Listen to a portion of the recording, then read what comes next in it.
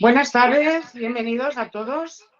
Estamos en la tercera jornada organizada por la Asociación TDA Vallés. Yo soy Ana López, presidenta fundadora de la asociación. Me acompaña también Mari Carme Echevarría, que es la directora de nuestro Centro de Diagnóstico y Tratamiento. Y también me acompaña Juan Pérez, que es el secretario de la asociación. Vamos a tratar esta tarde un tema importante dentro del contexto jurídico o legal y que se hace necesario porque nuestros hijos y nuestros afectados cada vez se hacen mayores y puede haber pues, circunstancias que dentro de este contexto puedan ayudarles. Es un tema poco tratado, pero dentro de estas 4 jornadas que tenemos programadas durante el mes de octubre en el contexto de nuestro aniversario, que son 20 años como Asociación TDA Vallés, y también dentro del mes europeo del TDA, hemos intentado tocar todos aquellos temas que son pues, novedosos y que pueden aportar un valor añadido a las intervenciones de los ponentes que hemos invitado a acompañarnos. Por tanto, yo voy a pasar ya la palabra a Mari Carme Echevarría para que nos presente a la ponente de esta tarde. Gracias. Buenas tardes a todos, muchas gracias por asistir y para mí es todo un honor presentar a Cristina Andreu Nicuesa, doctora en psicología, tutora de psicopatología, personalidad y evaluación psicológica, profesora tutora del Centro Asociado de la UNIT en Tudela, psicóloga forense durante 21 años en el Instituto de Medicina Legal de Aragón y ahora perito independiente, ¿no? Cristina, te doy la palabra. Libre como el viento, Carmen. Bueno, muchas gracias, buenas tardes y muchas gracias a la asociación, a su presidenta Ana y a Carme, compañera mía, además, muchos sábados por la tarde en formación, como tenemos que estar los profesionales, en formación permanente. Y muchas gracias por tener la ocasión de hablar de un tema que no solo es el trastorno del neurodesarrollo más común, sino que además es uno de los grandes desconocidos del entorno forense, siendo además uno de los cuadros más prevalentes. Entonces, confío en que quizá pues todo lo que podamos comentar esta tarde pues sirva para que se amplíe el conocimiento de cómo mejorar el tratamiento forense, pericial y judicial y penitenciario, especialmente porque las repercusiones suelen ser más en el ámbito penal que en el ámbito civil de las personas que están diagnosticadas, que tienen sintomatología compatible con un TDAH. Bien, simplemente yo no voy a entrar en lo que es la clínica exhaustiva, porque tienen ustedes ponentes de mucha más talla que yo en ese ámbito, como el doctor Ramos Quiroga, que está en otro día, que además yo espero también no perdérmelo, con mucho gusto. Pero todos sabemos que el TDAH tiene 3 grandes conjuntos de síntomas que son inatención, hiperactividad o impulsividad. Son fundamentalmente estos 2 últimos, la hiperactividad y o la impulsividad, lo que se asocia con una serie de comorbilidades, es decir, de cuadros que suelen con muchísima frecuencia acompañar al TDAH y que van a ser los que finalmente pueden, no necesariamente, pero pueden trastornar la psicobiografía de la gente, es decir, la evolución de las personas que padecen este TDAH y complicarles mucho la vida, incluso con los entornos legales. Entonces, el TDAH, fundamentalmente por este componente de impulsividad, tiene mucha comorbilidad con otros trastornos como son, por ejemplo, los trastornos de la personalidad y dentro de ellos el trastorno antisocial y el trastorno límite, algunos trastornos que aparecen ya en la infancia o en la adolescencia o trastornos disruptivos de la conducta y del control de los impulsos, trastornos de aprendizaje y nuclearmente también trastornos por abuso de sustancias. ¿Cuál es la razón de que la impulsividad facilite esa comorbilidad con estos otros cuadros que luego hacen tan compleja la evolución biográfica de las personas con TDAH, tan compleja y tan vulnerable, ¿no? Pues, en fin, hay muchos modelos, pero digamos que grosso modo y y de un modo consensuado, aunque luego hay muchos modelos, muchas teorías, el cerebro es un órgano pues muy complejo y entonces cada maestro tiene su librillo, como se suele decir, pero hay un gran consenso, digamos, en que la impulsividad y estos otros trastornos que acabo de mencionar, el trastorno antisocial, trastorno límite, trastorno de control de los impulsos, comparten algunas áreas, digamos, que pueden ser disfuncionales o que resultan disfuncionales en las personas con TDAH y estos otros trastornos, ¿no? Que son las áreas fundamentalmente del lóbulo frontal, pero especialmente orbitofrontal y ventromedial, orbitofrontal este y ventromedial aquí, la corteza cingulada anterior, por debajo de la corteza, y elementos subcorticales como sobre todo la amígdala pegada al hipocampo también y el núcleo accumbens, que forman parte del sistema de refuerzo. Entonces comparten, digamos, esas conexiones, son esta vía que aparece aquí marcada así dándole la vuelta por debajo del nivel de la corteza, digamos, que son vías dopaminérgicas y que comparten la circuitería, digamos, del sistema de recompensa del cerebro. Esas áreas estarían compartidamente disfuncionales en el caso de las personas con TDAH y explicaría la comorbilidad con esos otros trastornos que hemos mencionado.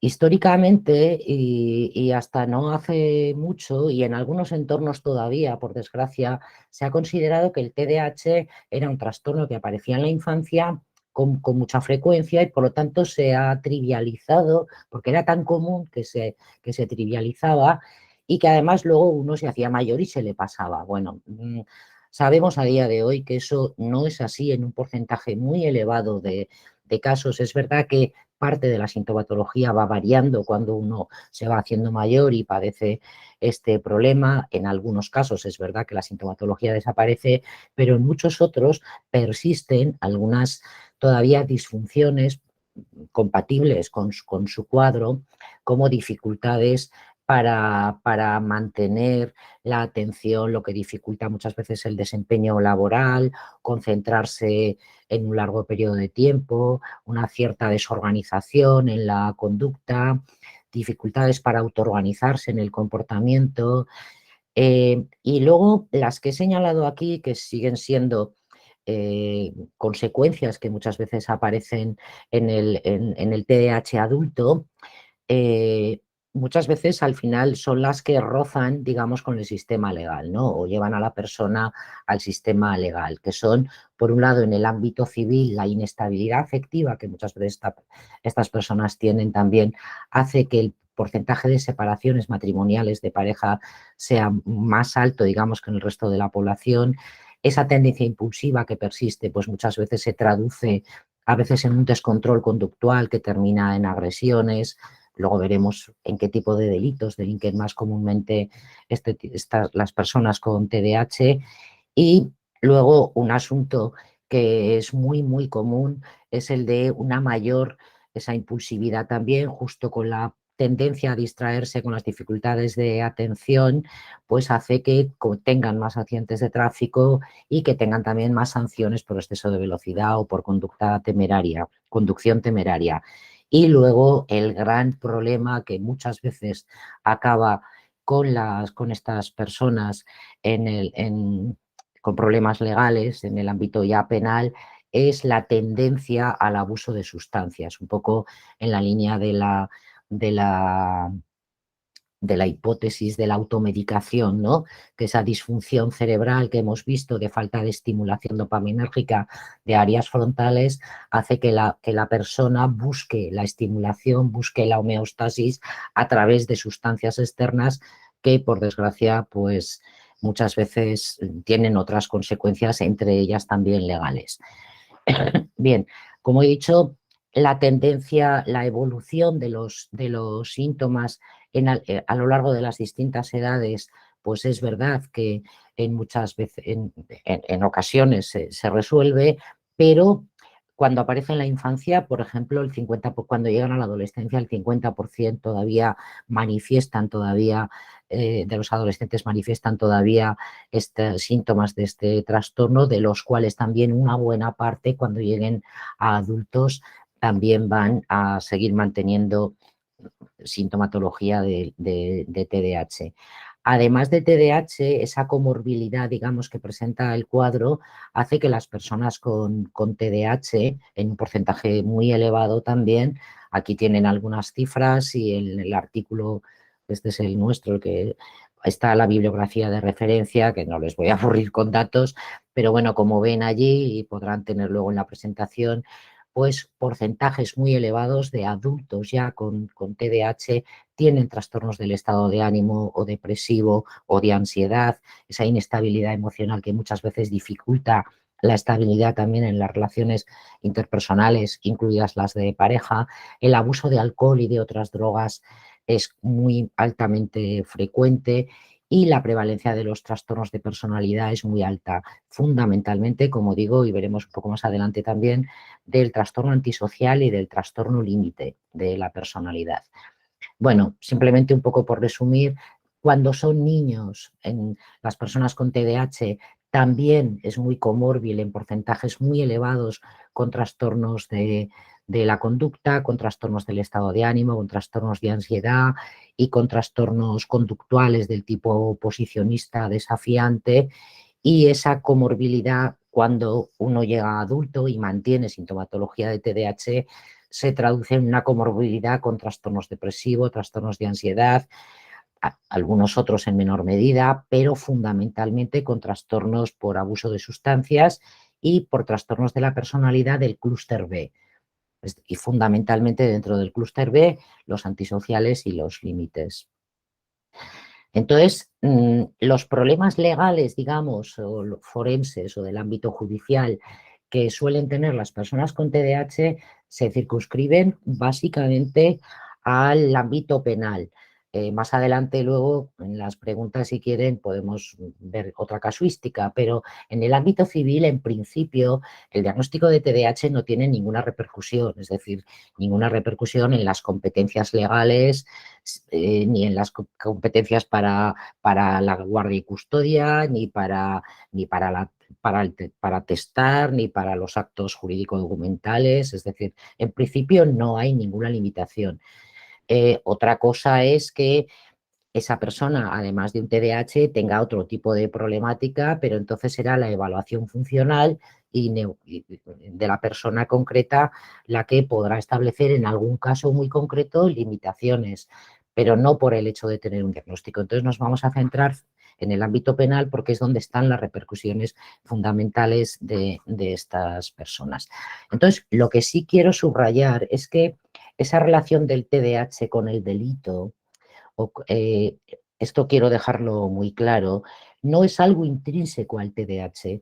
El problema, de hecho, el TDAH y muchos adolescentes que infringen normas en el fondo, y luego veremos un caso que además informé yo a la Audiencia Provincial de Zaragoza, en el fondo son muchas veces inmaduros, o sea, básicamente inmaduros. El problema es que es el ejemplo prototípico perfecto de un trastorno neurobiológico en el desarrollo que genera desajustes ya durante la infancia, durante la escolarización, en el ámbito escolar, que hace que el crío tenga muchas veces problemas de aprendizaje, muchas veces problemas relacionales también por la impulsividad con el grupo de iguales, termina sintiéndose un poco desplazado, le cuesta estudiar, le cuesta centrarse, la atención, entonces en vez de ir al colegio empieza a irse al parque, en el parque empieza a juntarse con otras gentes, en fin, con otras tendencias. Eso lleva también al consumo de sustancias y esa evolución es la que va determinando desajustes, digamos, en su adaptación social, incluida la legal, ¿no? Pero no es porque intrínsecamente, luego además veremos que el tipo de delitos, sobre todo en las primeras etapas, el tipo de violencia que utiliza el TDAH es mayoritariamente violencia expresiva, lo que en criminología o en forense llamamos eso, violencia expresiva, que quiere decir que es producto de la explosión emocional, de la falta de autocontrol emocional y de la falta de autorregulación. frente a la violencia instrumental, que es una violencia calculada, medida, dirigida a obtener un fin, que es más propio de otro tipo de problemáticas, no es característica del TDAH. Entonces, van a ser estos dos factores, el tema de la impulsividad y el tema del consumo de drogas, lo que favorezca la aparición de las conductas ilegales.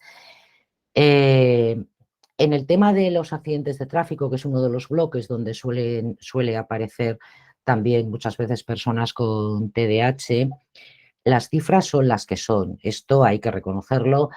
Tienen un riesgo de 2 a 4 veces mayores de sufrir un accidente de tráfico, 3 veces más riesgo de tener lesiones, 4 veces más de ser los causantes.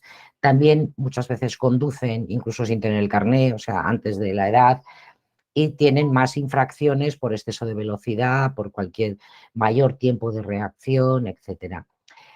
¿Cuáles son los factores del funcionamiento neuropsicológico, digamos, y psicológico de estas personas? Pues por un lado, que son personas que aunque son hiperactivas, su velocidad de procesamiento es más lenta.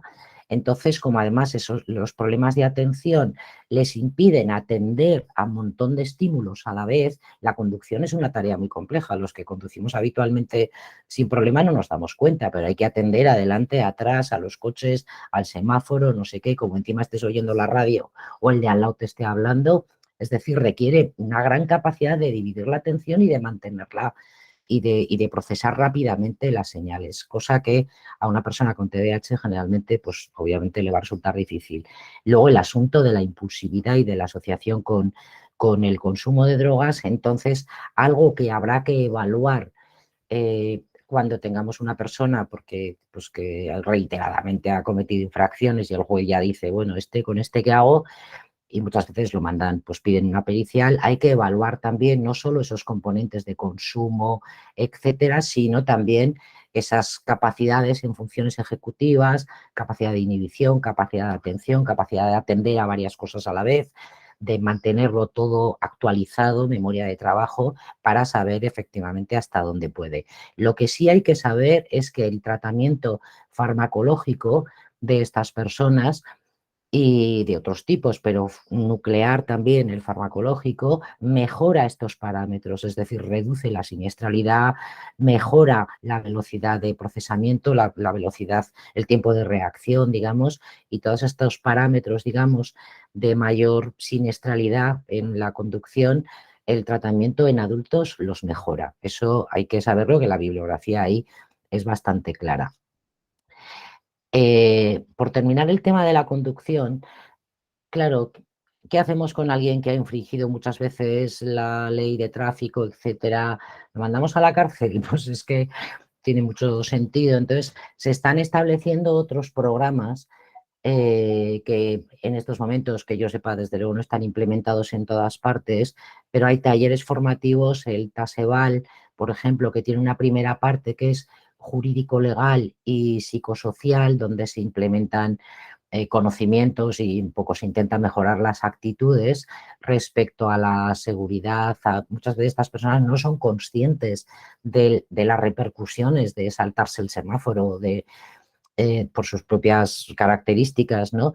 Y luego una segunda parte más de tratamiento individualizado, ¿vale? Les dejo aquí bibliografía, digamos, por si tienen interés en abundar en esto.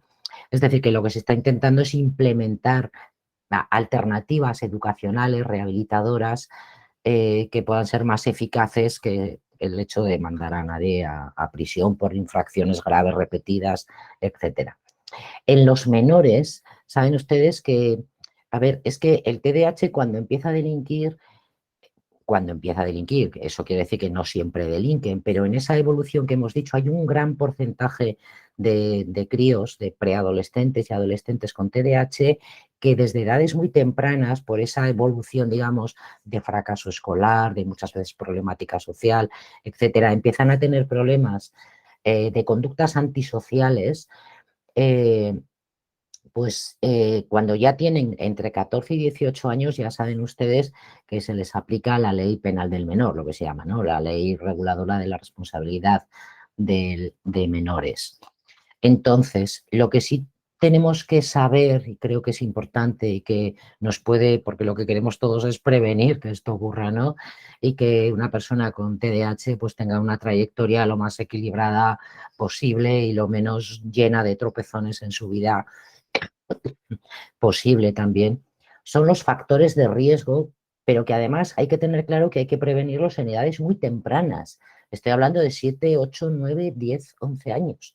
Ya desde ahí hay que tener claro que la prevención empieza ahí, porque cuando, como lleguemos a los 13, 14 y ya esté fumando, ya esté, no quiere, esté drogándose, esté consumiendo drogas, haciendo absentismo, pandillismo, etcétera, no digo yo que sea imposible, porque siguen siendo personas muy jóvenes, pero va a ser mucho más difícil. Entonces, la prevención tiene que empezar, desde luego, desde etapas muy tempranas. Entonces, los factores de riesgo para que una persona con TDAH desencadene al final conductas delictivas son básicamente los mismos y están recogidos igualmente en la bibliografía que para cualquier otro problema psicológico, ¿no? O para cualquier otro diagnóstico. Desde el punto de vista individual, la hiperactividad y la impulsividad es uno de los factores. El nivel de inteligencia también, ya sabemos que el TDAH no va asociado a ningún CI concreto. Eso quiere decir que dentro de las personas con TDAH habrá gentes más inteligentes y menos inteligentes, como en el resto de las personas. Sabemos que la población penitenciaria, no TDAH, sino en general, la población penitenciaria en general tiene un CI ligeramente más bajo de promedio que la población general. Eso se interpreta en el sentido de que, pues, que son personas que sin tener una discapacidad intelectual, pero sí digamos que tienen menos recursos para generar soluciones alternativas a las conductas que les han llevado allí. En el caso de los TDAH exactamente igual. Una persona con TDAH, pero que además esté en la distribución del rango más bajito, o sea, aunque esté dentro de la normalidad, pero de la media baja, también va a tener esa mayor dificultad para encontrar soluciones alternativas a los problemas que se le presenten en la vida, ¿no? Luego, el hecho de que haya comorbilidades también va a favorecer, y van a ver ustedes además que el diagnóstico de dual, incluso de 3 diagnósticos, es muy común entre la población penitenciaria con TDAH. Luego, aspectos familiares que sí que también están bajo control, digamos, de las familias, o por lo menos es algo que nos puede resultar más a mano, ¿no? Los factores que favorecen el que el niño, en lugar en fin, de seguir una evolución más fácil, pues termine, como digo, perdón, termine teniendo problemas con la ley, pues son que las relaciones familiares sean en un entorno de malos tratos, de negligencia, que no haya supervisión parental, altos niveles de estrés familiar, por supuesto que haya modelos delincuenciales dentro del entorno de la familia, la ausencia de apoyo y calidez, y luego los factores sociales que tienen que ver sobre todo por familias con bajos ingresos, con privación económica, con inestabilidad laboral. Claro, eso también conlleva normalmente que la supervisión de los niños y de los adolescentes es inferior, digamos, ¿no? Porque los progenitores tienen que estar buscándose la vida, vamos a decirlo así con toda sencillez. Otro de los factores importantísimos y que sobre todo a partir de los 8 o 9 años es muy importante es la influencia del grupo de iguales. Entonces, los padres, para prevenir la asociación del chavalín o chavalina con TDAH en estas edades preadolescentes, tienen que tener mucho control del grupo de iguales, porque el peso, la influencia son edades donde los preadolescentes se identifican con los amigos, ¿no? La influencia del grupo sobre el adolescente, la opinión del adolescente empieza a independizarse, digamos, de la de su grupo de iguales en adolescentes sin ningún tipo de problema a partir de los 16 años. O sea que tenemos mucho recorrido de muchos años donde ese factor va a ser muy importante. Y de la misma manera que tenemos factores negativos, digamos, factores de riesgo, también tenemos factores de protección para evitar que un adolescente, un preadolescente con con TDAH pues termine teniendo conflictos con la ley. Sobre todo lo que hay que tener muy claro es que hay que incidir antes de los 12, incluso antes de los 12 años, o sea, en las etapas más tempranas, y que los efectos, digamos, se tienen que notar ya entre los 13 y los 18, porque como van a ver, las conductas antisociales más frecuentes se van a dar ya en esa época, en esa etapa tan temprana, ¿no?, de menores. Luego el éxito escolar, el control parental, como hemos dicho, la supervisión, que los modelos familiares y escolares, los modelos educativos sean los adecuados, que pauten, pero sin una rigidez, que pauten normas, que pauten pautas, que realicen un control estimular del entorno con apoyo afectivo, etcétera, etcétera. La prevención del consumo en etapas tan tempranas de los consumos es fundamental. La influencia positiva de iguales, ¿de acuerdo? El nivel de autoestima, por supuesto, también. En estos tiempos donde las familias, bueno, pues ocurren tantas separaciones, el tener acceso a ambas figuras parentales es muy importante, es decir, que los dos progenitores juntos o por separado, pero ejerzan su papel. Y fundamental, fundamental, fundamental, el tratamiento. Miren, yo he visto muchísimos presos, bueno, imputados por delitos, que fueron diagnosticados de TDAH durante la infancia, pero que a partir de los 10, 11 años ya, bueno, pues como en aquella época se consideraba que lo del TDAH se pasaba solo, pues ya está, o los padres abandonaron, digamos, la insistencia en el tratamiento, el seguimiento, y lo dejaron allí. Y entonces ya fue en curso libre, digamos, el recorrido, ¿no? Entonces es muy, muy importante el seguimiento y el tratamiento terapéutico durante todo ese periodo, incluso a la época adulta si hace falta. En los juzgados de menores también es importante señalar que no se suele abordar el TDAH de manera específica, porque como es tan comórbil con otros problemas, con trastornos disociales, con trastornos del control de los impulsos, con trastorno oposicionista negativista, muchas veces también con problemática familiar. Entonces, como el abordaje que se hace en los juzgados de menores es psicoeducativo, es decir, que se trata de ver todo el entorno, en realidad no se pone tanto el énfasis en el TDAH como en el conjunto de factores, y eso muchas veces pues lleva a que no se puede profundizar, digamos, en las connotaciones específicas, digamos, de este trastorno. Lo que está claro es que cuanto antes empieza a delinquir o a tener conductas de carácter disocial, y sobre todo ya si son ilegales, un preadolescente, mayor riesgo va a tener de continuar una carrera delictiva. O sea que es muy importante atajarlo en edades muy, muy, muy tempranas, ¿no? Bueno, aquí no me voy a entretener en esto porque el tiempo vuela, lo tendrán ustedes. Aquí simplemente para que vean las medidas que desde menores, digamos, ¿no?, entre los 14 y los 18 se pueden adoptar. Entonces, ¿cuáles son las más comunes? Pues las que tienen aquí. Libertad vigilada suele ser la mayor parte de ellas, fines de semana, internamiento terapéutico, pero tratamiento ambulatorio de salud mental o de drogodependencias suele ser también relativamente común, pues en críos, en preadolescentes, bueno, adolescentes que ya están en consumo, y luego en los delitos más graves o más recurrentes o, bueno, en fin, delitos muy graves que también cometen menores, no necesariamente TDAH, las medidas que se pueden adoptar ya pueden pasar por el internamiento, ¿de acuerdo? Esto, bueno, lo dejo allí y ya lo verán. Bueno, lo que tiene que quedar claro es que, es decir, que cuando las conductas disociales aparecen en temprana edad y además son muy recurrentes, mayor probabilidad, es decir, mayor dificultad va a haber para que eso se corte, ¿de acuerdo? Luego, además, claro, las infracciones que cometen los menores no van a ser las infracciones que van a cometer de mayores. Es decir, que la gravedad de la conducta disocial, de la conducta delictiva, en este caso, pues va a ir progresivamente aumentando. En cuanto a adultos, por sexos, los delincuentes con TDAH son proporcionalmente equivalentes a los delincuentes no no TDAH, ¿de acuerdo? La proporción de hombres-mujeres, pues no parece que haya diferencias. Y en lo que sí se ve es que la mayor parte, digamos, de los penados se corresponden con etapas muy tempranas.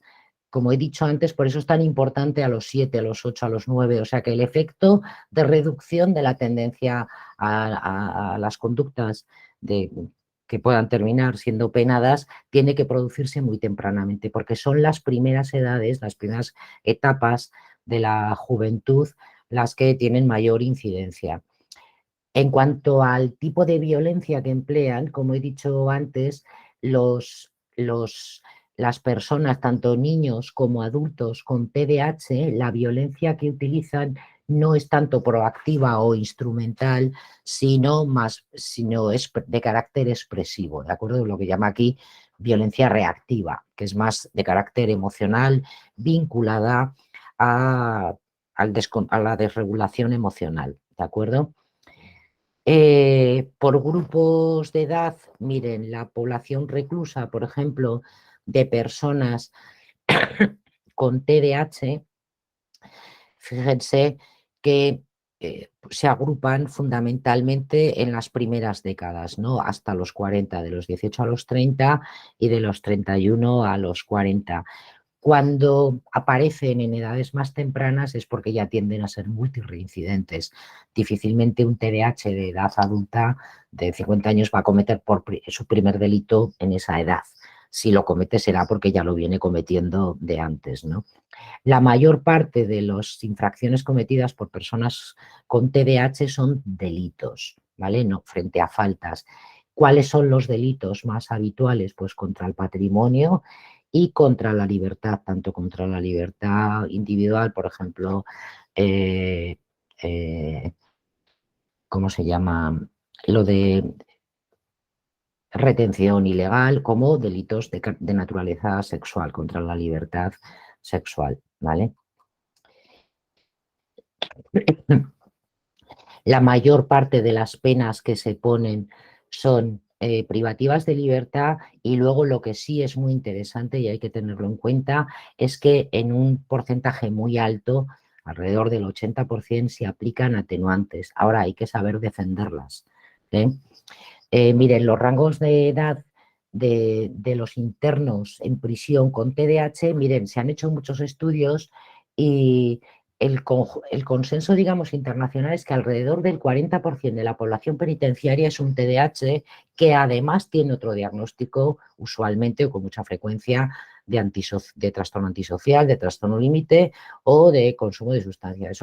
Eso es lo habitual. Lo que pasa que es verdad que el tratamiento que se les da, salvo que esté diagnosticado de TDAH, suele ser para el segundo diagnóstico, no para el que es el origen neurobiológico del desarrollo disfuncional que ha tenido y que ha acabado con esa persona en prisión. Entonces, fíjense que el mayor porcentaje se da en las edades medias, aunque la mayor cantidad de delitos se cometen en edades tempranas, antes de los 18 o entre los 18 y 20. Lo que pasa que al ser los primeros delitos, como no tienen antecedentes, no suelen entrar. Claro, cuando uno comete delitos a los 30 o a los 40 suele ser ya multireincidente y por lo tanto sí que entra en prisión. Esto es lo que explica que haya más adultos de edades ya medias, ¿no? 31-40, por ejemplo, con TDAH en prisión que jóvenes, a pesar de que son los jóvenes los que cometen más delitos, ¿no? Jóvenes con TDAH. ¿Cuál es la comorbilidad más absoluta? Pues este que viene aquí con 72,2, que es el abuso de sustancias, ¿de acuerdo?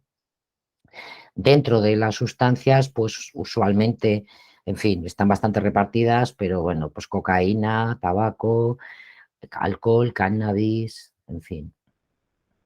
Y esto sí que es muy importante. Miren, esto me parece que es muy ilustrativo de la comorbilidad que hay de las personas con TDAH en prisión. Fíjense que entre el quesito, la parte naranja y la parte azulita, es decir, entre el abuso de sustancias y el trastorno de personalidad, tenemos el 70% de la población con TDAH que está en prisión. El resto de trastornos comórbiles al TDAH que pueda haber es muy inferior, como ven, ¿de acuerdo? Es decir, que lo que hay que prevenir sobre todo es el enganche a las drogas en etapas muy tempranas para evitar precisamente esa facilidad en fin, de terminar teniendo una biografía complicada, ¿no? Como son estos casos. La reincidencia es muy alta, ya ven, prácticamente el 60% en el TDAH. Y frente a otros tipos de internos de prisión, los TDAHs, como ven aquí, tienen mayor número de condenas, generalmente cometen un delito a más temprana edad, reinciden mucho más, incluso en el caso de los delitos graves, ¿de acuerdo? Aquí tienen los datos, ya los podrán observar más adelante con más atención, pero esa es la idea, o sea, reinciden más, empiezan antes y la reincidencia no solo en delitos leves, sino también incluso en delitos graves. ¿Cuáles son los delitos que más reinciden? El robo con fuerza, en el caso de las personas con TDAH, el robo con fuerza en temas de violencia de género, robo con violencia. Estos son los datos, digamos, que los estudios criminológicos de personas con TDAH, en fin, nos dan de los resultados en España. A pesar de lo que uno podría pensar, la mayor parte de los delitos los cometen en solitario, ¿eh? Eso es muy interesante porque otros tipos de delincuentes actúan más en grupo, ¿no? En asociación. En cambio, las personas con TDAH, quizá porque la mayor parte de sus delitos está relacionada con la impulsividad, no es algo extraordinariamente planificado, ¿no? Precisamente por sus propias características, la mayor parte son en libertad. Y en el 90% de los casos, las penas que se les imponen son privativas de libertad.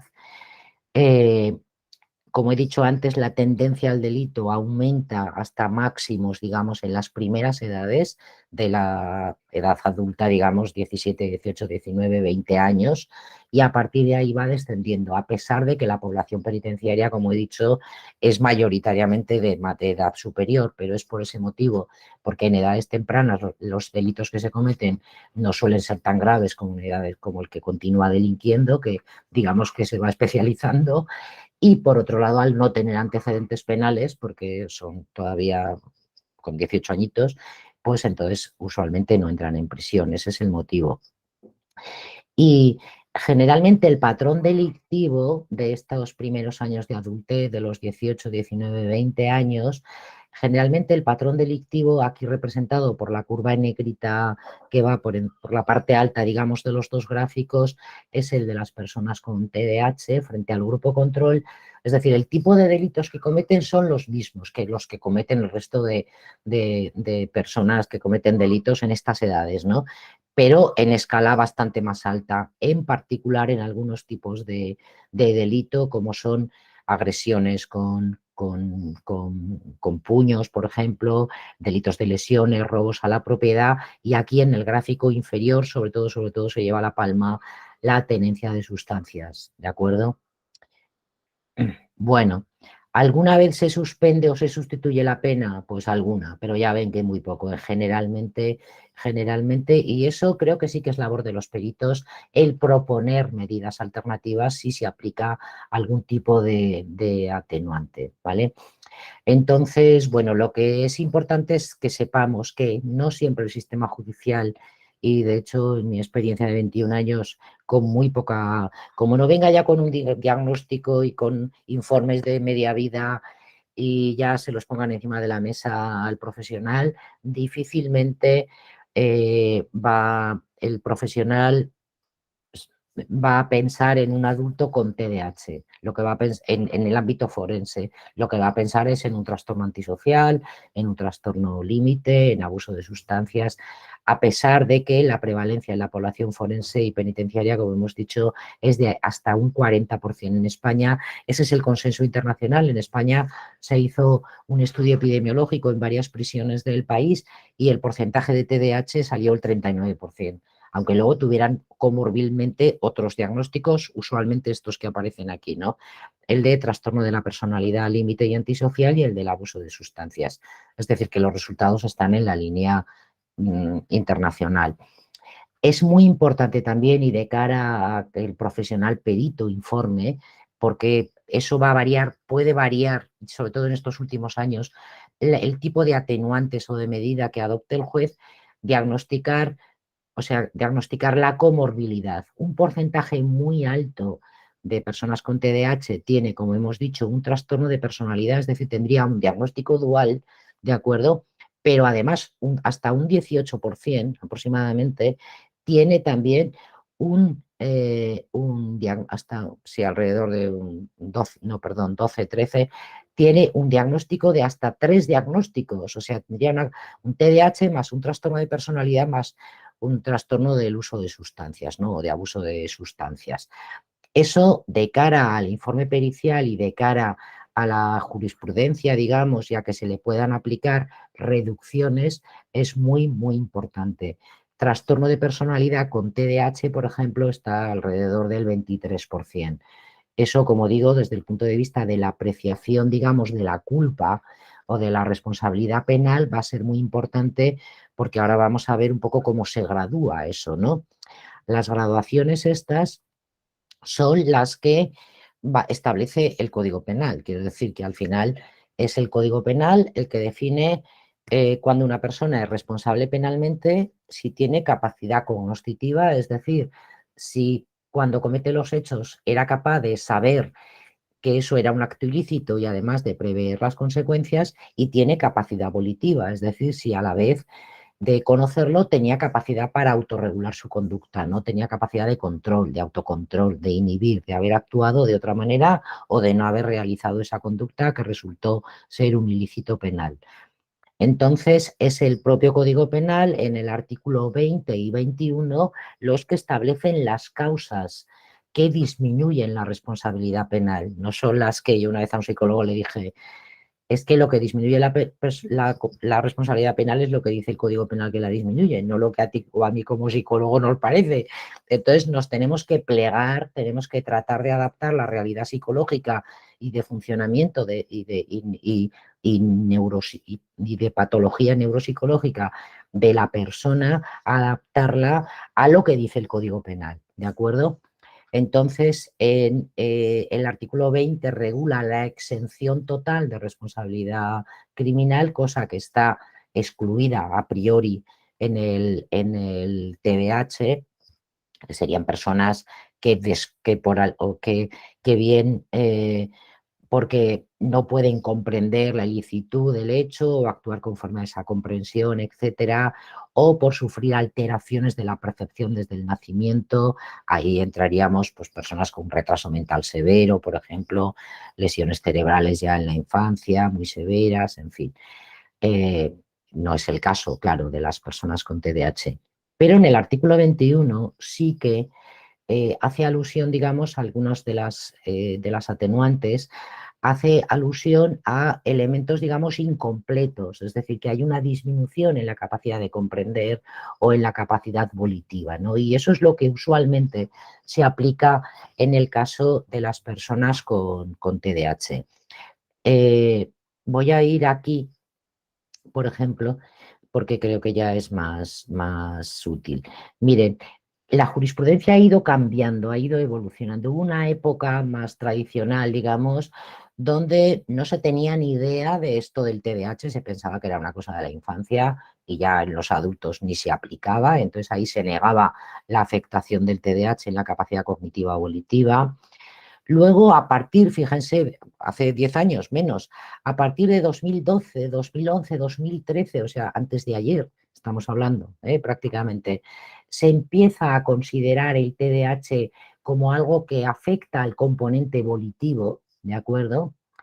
Pero ya en la última época, a partir de 2020 aproximadamente, hay hay un mayor ya reconocimiento, también seguramente porque las evaluaciones que somos capaces de hacer son más complejas, más ricas, detallan mejor las disfunciones en relación al ilícito penal, ¿no? que ha realizado esa persona, y entonces se están aplicando una o dos atenuantes cuando la persona padece una patología dual, por ejemplo, se le aplicaría por ejemplo, una atenuante por el TDAH por el componente volitivo, por la impulsividad, por esa dificultad, pero si, por ejemplo, tiene adicción a drogas o tiene un trastorno límite de la personalidad, etcétera, si ese segundo diagnóstico ha tenido un peso específico, concreto, relacionado con la propia sintomatología en los hechos que se enjuician, se puede aplicar una segunda atenuante, ¿de acuerdo?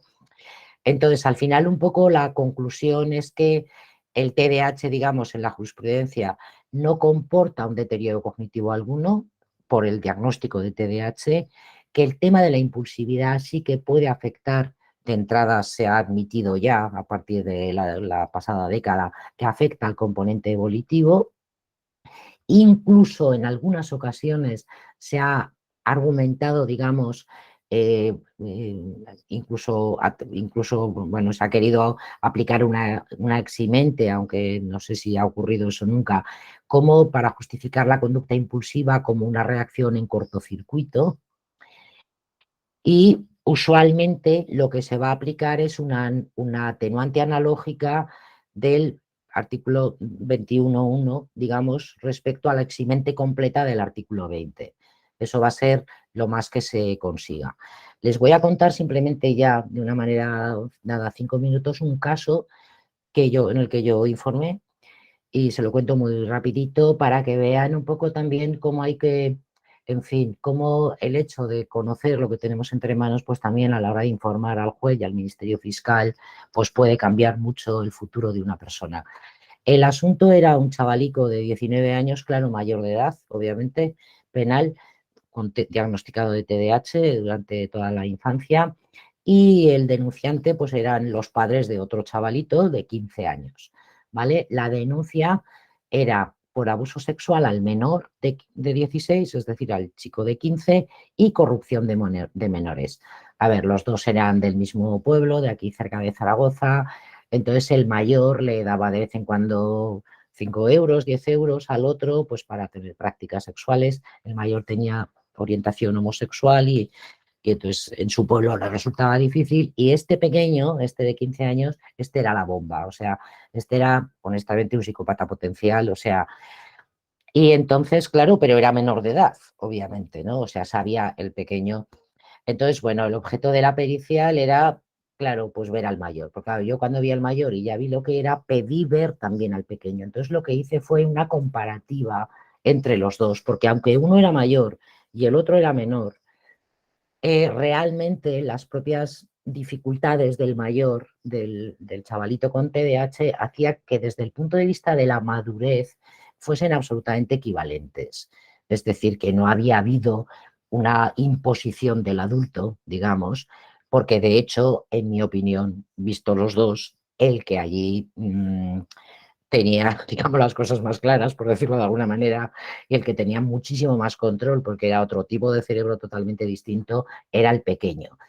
Entonces, la última reforma del Código Penal introdujo lo que se llama la cláusula de Romeo y Julieta, que es el 183 quater, donde lo que indica es que cuando un mayor abusa de un menor, si la distancia de edad no es muy grande, lo que hay que hacer es comparar la madurez de ambos.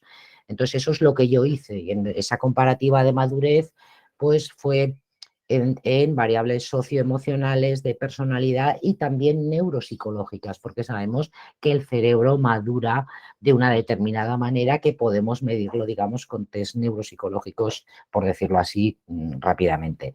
Entonces, ¿en qué terminó la historia? Pues que al mayor lo absolvieron del delito de abuso porque se consideró que la relación era consentida entre dos iguales, y le aplicaron un atenuante por el delito de corrupción, por el hecho de darle 10 euros de vez en cuando, pero a eso sí que lo condenaron, pero con una atenuante. Y bueno, simplemente insistirles en que lo que tenemos que intentar, sobre todo, es que esos factores de riesgo que están presentes durante la infancia, abundar en su control, y para que incidir sobre todo en esas edades, ¿no? 8, 9, 10, 11, 12 años, para que nuestro trabajo se note ya, digamos, en esas otras edades que van a ser donde debute, digamos, la tendencia disocial que un niño o un adolescente concreto con TDAH pueda llegar a tener. Entonces, los factores de protección que hemos dicho y sobre todo la existencia en el tratamiento también, el control de las amistades, el control del uso de sustancias, etcétera, va a ser lo más preventivo, digamos, que podamos hacer para evitar que una persona con estas características, su trayectoria termine llevándole a un entorno como el penitenciario. Aquí les dejo algunos artículos. Este es el primero que publicamos. Yo se lo recomiendo porque tiene muchísima bibliografía, aparte que hace un resumen muy bueno.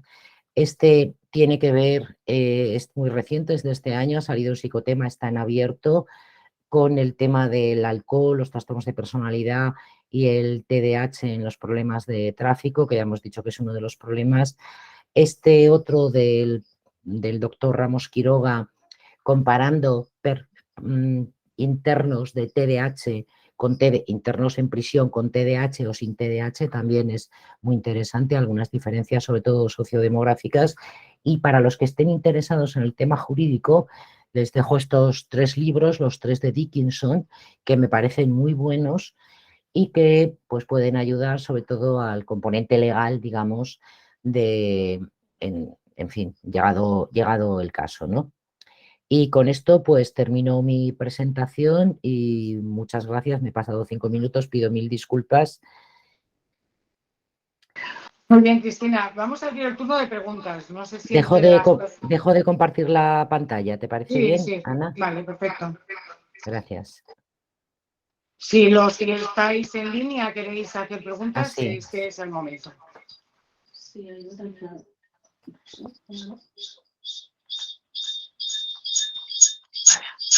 Roser, bueno, pongo la cámara, no os asustéis, bueno, no se me ve el ojo derecho que tengo toda la cara hinchada por una infección. Bueno, yo quería empezar agradeciendo, Cristina, la charla me ha parecido espectacular y he aprendido mucho, y también al TDAH por organizar la formación. Y gracias. bueno, me ha quedado un poco con la idea de que el TDAH en sí no es un factor atenuante, pero que se tenía que hacer un estudio de las comorbilidades, funciones ejecutivas, etcétera, ¿no? La situación general de la persona. ¿Cómo se trataría la posible comorbilidad con funcionamiento intelectual límite o con temas más relacionados con adversidad temprana, por ejemplo, trastorno del espectro alcohólico fetal o otro tipo de problemáticas que pueden haber en jóvenes adoptados, por ejemplo? Sí.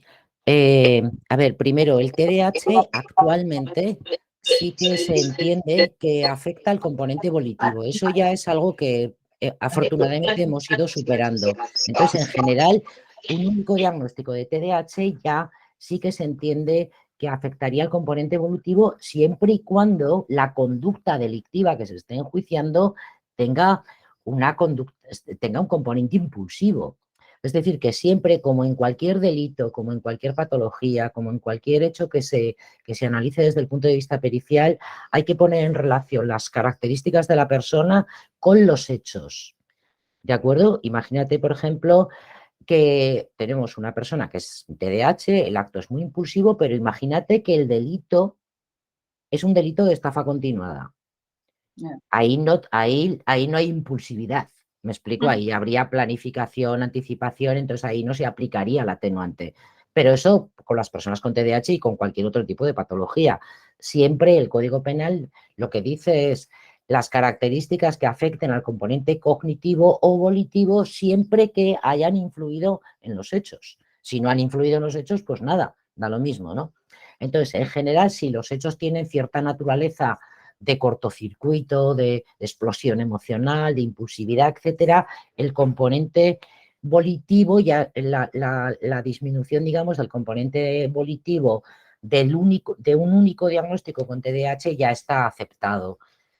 Esto ha ocurrido en este milenio, o sea, en lo que llevamos de la última década prácticamente, porque antes es que ni se les ocurría pensar en el TDAH del adulto, en el ámbito forense, ¿no? Si luego además hay otro diagnóstico, sobre todo cuanto más organicidad tenga ese diagnóstico, me explico, cuanto más componente de organicidad tenga ese diagnóstico y luego además influya de manera concreta o bien en el componente cognitivo o en el volitivo en relación a los hechos, también se tendrá en cuenta, y eso puede dar lugar a una doble atenuante, como he dicho antes, incluso a una excepción total. Yo tuve hace no mucho un chaval, no era un TDAH, pero era, en fin, era otro problema, una cromosomopatía, pero su propia patología le impedían, y no porque tuviera un retraso mental, una discapacidad intelectual severa, una inteligencia límite, rozando el retraso ligero, digamos, que en cualquier otra patología le hubiera dado para entender que eso no se hace. Pero aquel, como tenía otro tipo de patología añadida, aquel no lo entendía. O sea, de hecho, había abusado de su hermana y solo sabía que era malo porque se lo había dicho su padre. Y yo le pregunté, oye, ¿y si en vez de tu hermana, por ejemplo, eso se lo puedes hacer a la mamá? Y se quedó a cuadros. No sé. O sea, no sé, pues efectivamente su problema de cognición social le impedía entender que aquello seguía siendo ilícito. Entonces, depende de la patología, efectivamente se puede llegar a la exención, pero depende de la patología y de su relación y de cómo esa sintomatología influye en los hechos. Vale. Y bueno, luego si hay tiempo, quisiera preguntarte también cómo los reconocimientos de discapacidad, dependencia o el hecho de tener una curatela puede influir en todo este contexto de atenuantes, ¿no? Pero bueno, esto, o si quieres No, contestar sí, las sí, preguntas.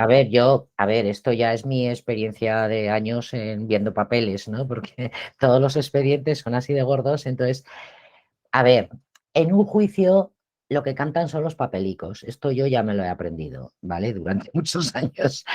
Entonces, si uno tiene papelicos que acreditan que ya de niño fue diagnosticado, que además tiene un reconocimiento de discapacidad, que tiene no tiene nada que ver el ámbito civil con el penal, pero sí que es verdad que a la hora de argumentar una atenuante, por ejemplo, una disminución en el componente cognitivo o volitivo, cuantos más documentos tengas que acrediten esa limitación, pues más potente va a ser, más fácil puede ser que el juez lo acepte.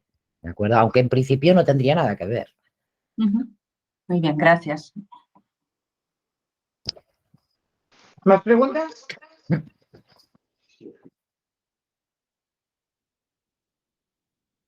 Están controlando si alguien está escribiendo a través del chat.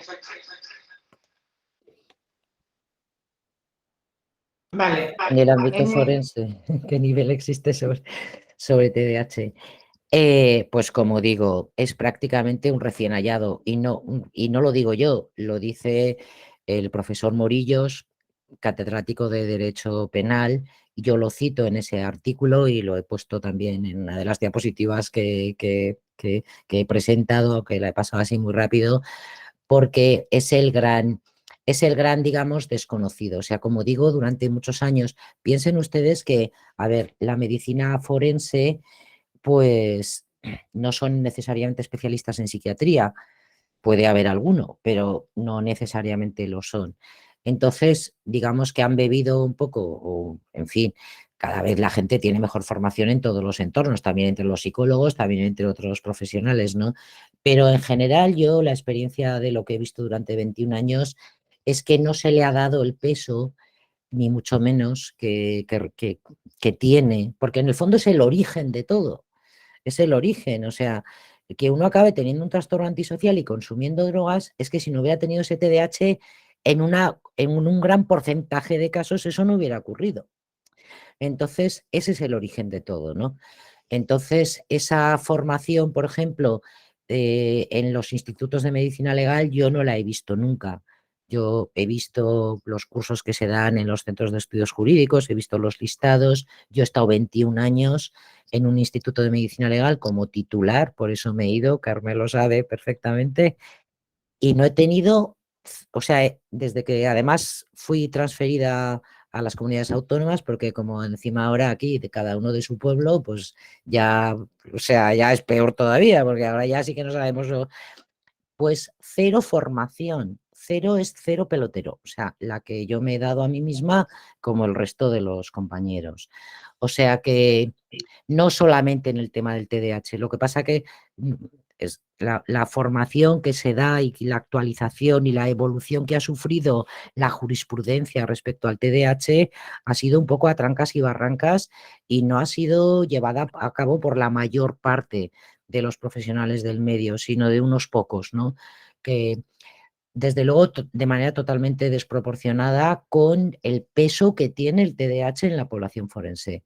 O sea, no guarda relación la importancia que tiene el TDAH en la población forense y penitenciaria, porque también hay muchos estudios que dicen que el tratamiento específico del TDAH en población penitenciaria reduce la reincidencia. O sea, que eso es muy importante. Es que, claro, si tenemos un trastorno, un TDAH comórbil con un trastorno antisocial y está en prisión y como es un antisocial, pues es un poco montapollos y le dan benzodiazepinas, por ejemplo, para que se esté calmado. Pues es que le estás triturando el lóbulo frontal, es que es lo que le faltaba a su lóbulo frontal, que ya está bastante deprimido, digamos, por el TDAH, como para que se lo deprimas más. Es que ese no es el tratamiento del TDAH. Me explico. Entonces, es importantísimo esa iniciativa que mencionabas antes, Ana, de concienciar, digamos, a las instituciones penitenciarias de que el tratamiento tiene que ser específico del TDAH, porque cualquier otro incluso puede ser contraproducente para la reinserción y para la mejora y para la prevención de la reincidencia, pues me parece fundamental, o sea, me parece una fantástica iniciativa porque nos falta mucha formación, sí. ¿Más preguntas? No, ha sigut una xarxa molt interessant. Gràcies, Cristina. Gracias. Roser.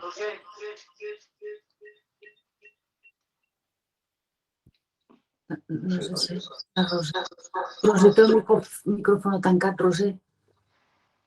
Perdón. El hecho de tener TDAH con comorbilidad haría que fueras a la prisión psiquiátrica más que a la prisión normal. Usualmente no, porque el TDAH con las comorbilidades que suele ser común, como por ejemplo el trastorno antisocial o el límite o el abuso de sustancias, usualmente no requieren un internamiento psiquiátrico. En los centros psiquiátrico-penitenciarios hay gente con patología, por decirlo así, muchísimo más fuera de la realidad. O sea, con cuadros mucho más psicotizantes, con conductas extremadamente violentas. En fin, hay generalmente otro tipo de población. De acuerdo. Y una última pregunta, por favor. La diferencia entre tener una comorbilidad con un trastorno límite de la personalidad versus un trastorno antisocial a nivel de atenuante, ¿cuál sería? Entiendo que la antisocialidad da un plus más bien negativo, más que en este caso servir como atenuante, ¿no? El trastorno límite es el trastorno límite es de los trastornos más graves de personalidad, porque además, claro, en todo hay grados, ¿no? En todo hay grados, o sea, porque de la misma manera que hay grados en cualquier otra patología, pero cuando el trastorno límite es un trastorno grave, es muy grave, mucho más grave que otros trastornos de personalidad cuando puedan ser graves también. El límite es de los trastornos más graves, porque en muchas ocasiones la sintomatología disociativa, incluso rayando lo psicótico, está más próximo que en el antisocial, que ese tipo de síntomas no se da. Y luego se sabe también que tiene un pronóstico, o sea, que la inestabilidad emocional y la falta de control de los impulsos en el límite es generalmente más grave que en el antisocial. Generalmente más grave que en el antisocial. Dependerá de los hechos y de cómo esos componentes característicos de cada uno de los trastornos hayan podido influir y el perito pueda demostrarlo y el juez apreciarlo. Muy bien, gracias. Muy bien, Cristina. Pues nosotros como asociación de afectados y que llevamos 20 años también trabajando en este ámbito, esperamos que se vaya reduciendo ese porcentaje de personas que entran en prisión sin tener en cuenta el atenuante de haber tenido TDA. Creemos que estamos haciendo un trabajo importante de divulgación, de formación, para que las generaciones que están creciendo ahora tengan esta probabilidad de que en su vida no le toque pasar por estas circunstancias. Ha sido muy interesante todo lo que nos has explicado y te emplazamos para futuras charlas para que sigas ampliando nuestros conocimientos. Muchas gracias. Pues muchas gracias a vosotros y yo a vuestra disposición y sobre todo felicidades por vuestras iniciativas tan necesarias. Gracias a Muy todos. bien.